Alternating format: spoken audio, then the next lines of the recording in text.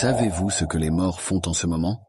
Eh bien, sachez que les morts ne sont pas inactifs ni inconscients, mais ils vivent dans un monde intermédiaire, entre la vie d'ici-bas et la vie de l'au-delà. Ce monde s'appelle le barzakh, qui signifie en arabe « barrière » ou « séparation ». Mais qu'est-ce que le barzakh exactement? Et comment les morts y vivent? Ce terme apparaît plusieurs fois dans le Coran, dans la sourate Les Croyants au verset 100 par exemple. Il désigne le monde intermédiaire. Allah dit « Puis, lorsque la mort vient à l'un d'eux, il dit « Seigneur, fais-moi revenir, sur terre, afin que je fasse du bien dans ce que je délaissais. » Non, c'est simplement une parole qu'il dit. Derrière eux, cependant, il y a une barrière, jusqu'au jour où ils seront ressuscités. Ce verset nous apprend plusieurs choses. D'abord que certains morts regrettent leurs péchés et voudraient revenir sur terre pour se repentir, mais il est trop tard. Ensuite, qu'il y a une barrière qui les empêche de revenir ou de communiquer avec les vivants. Enfin, que cette situation durera jusqu'au jour de la résurrection, où ils seront jugés selon leurs œuvres. Mais que se passe-t-il dans l'entremonde? Est-ce un lieu de repos ou de tourment? Est-ce le même pour tous les morts, ou y a-t-il des différences selon leur foi et leurs actions? Pour répondre à ces questions, nous devons nous référer aux hadiths du prophète, sallallahu alayhi wa sallam, qui nous ont transmis des informations précieuses sur ce monde. D'après les hadiths parlant du sujet, le barzakh est un monde qui a ses propres caractéristiques, différentes de celles du monde matériel ou du monde de l'au-delà.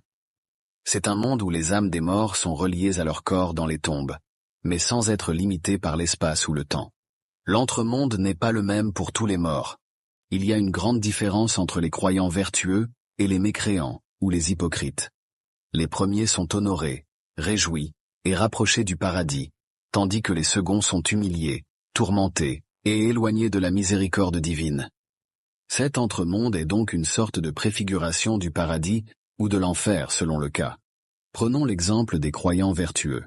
D'après un hadith rapporté par Al-Bara ibn Azib, prophète, alayhi salatu wassalam, a décrit ce qui leur arrive après la mort.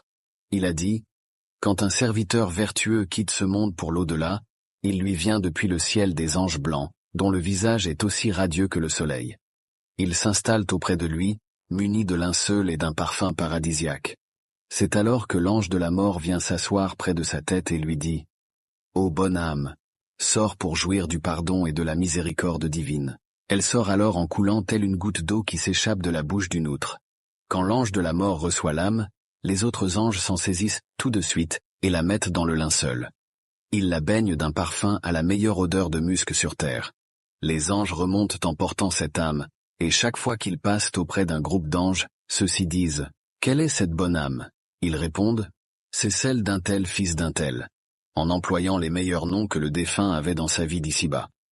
Arrivé au ciel le plus bas, on en sollicite l'ouverture qui sera obtenue sitôt demandée.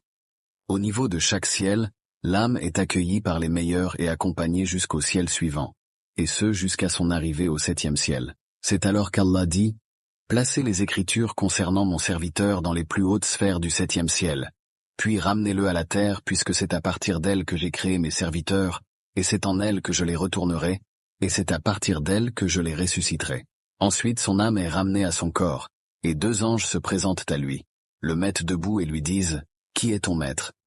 Allah est mon maître. Quelle est ta religion? L'islam est ma religion. Qu'en est-il de cet homme qui vous a été envoyé? Il est le messager d'Allah. Paix et bénédiction sur lui. Comment l'avez-vous su? J'ai lu le livre d'Allah, et y ai adhéré et cru en lui. Une clameur dira depuis le ciel, « Mon serviteur a dit vrai. Préparez-lui un lit et des vêtements au paradis. Ouvrez-lui une porte débouchant sur le paradis de sorte qu'il pourra en recevoir l'avant-goût et la fraîcheur. » Quel honneur et quelle joie pour les croyants vertueux. Ils sont accueillis par les anges, présentés à Allah, interrogés avec facilité, et récompensés par une ouverture sur le paradis. Ils sont dans une situation de bonheur et de paix, attendant avec impatience le jour de la résurrection, où ils entreront définitivement dans le paradis. Mais qu'en est-il des mécréants ou des hypocrites? Leur sort est tout le contraire de celui des croyants vertueux. Le prophète, alayhi salatu wassalam, a dit, « Quand un serviteur impie quitte ce monde pour l'au-delà, il lui vient depuis le ciel des anges ténébreux, ayant une apparence effrayante.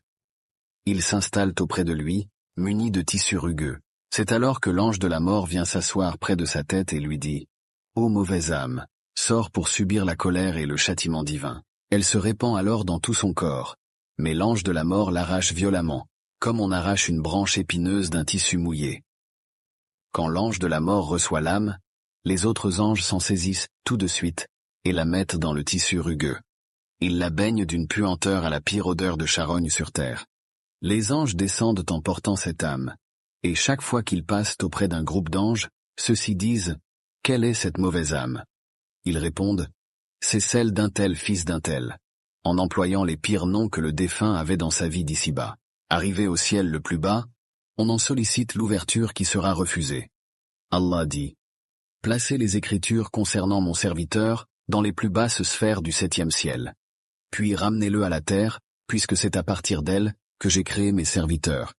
Et c'est en elle que je les retournerai et c'est à partir d'elle que je les ressusciterai. » Ensuite son âme est ramenée à son corps. Et 2 anges se présentent à lui, le mettent debout et lui disent « Qui est ton maître ?» Il dit « Je ne sais pas. » « Quelle est ta religion ?» Il dit « Je ne sais pas. » « Qu'en est-il de cet homme qui vous a été envoyé ?» Il dit « Je ne sais pas. » Une clameur dira depuis le ciel « Mon serviteur a menti. Préparez-lui un lit et des vêtements en enfer. Ouvrez-lui une porte débouchant sur l'enfer de sorte qu'il pourra en recevoir la chaleur et le souffle. » Quel déshonneur et quelle souffrance pour les mécréants ou les hypocrites. Ils sont rejetés par les anges, repoussés par Allah, interrogés avec difficulté, et punis par une ouverture sur l'enfer. Ils sont dans une situation de malheur et de détresse, redoutant le jour de la résurrection où ils seront jetés définitivement dans l'enfer. Certains savants ont dit que la rencontre des âmes dans l'entremonde est possible, mais cette rencontre n'est pas pareille à la rencontre dans le monde ici-bas. Car le monde du barzakh est différent de notre monde ici-bas. Allah le Très-Haut dit « Allah reçoit les âmes au moment de leur mort, ainsi que celles qui ne meurent pas au cours de leur sommeil.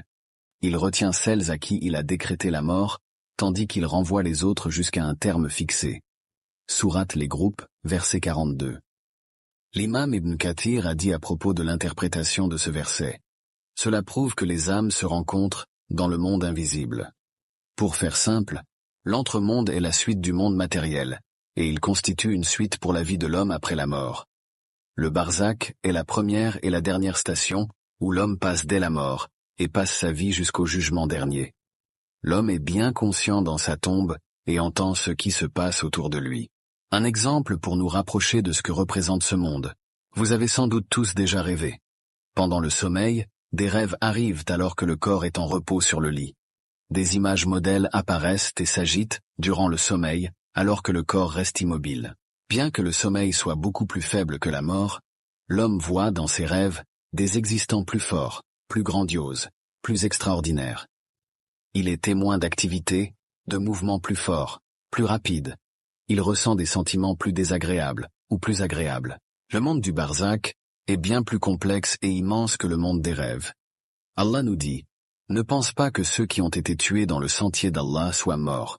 Au contraire, ils sont vivants, auprès de leur Seigneur, bien pourvus. » Ce verset nous prouve que la mort n'est qu'un titre, car l'âme du croyant continue à vivre même après que le corps soit éteint.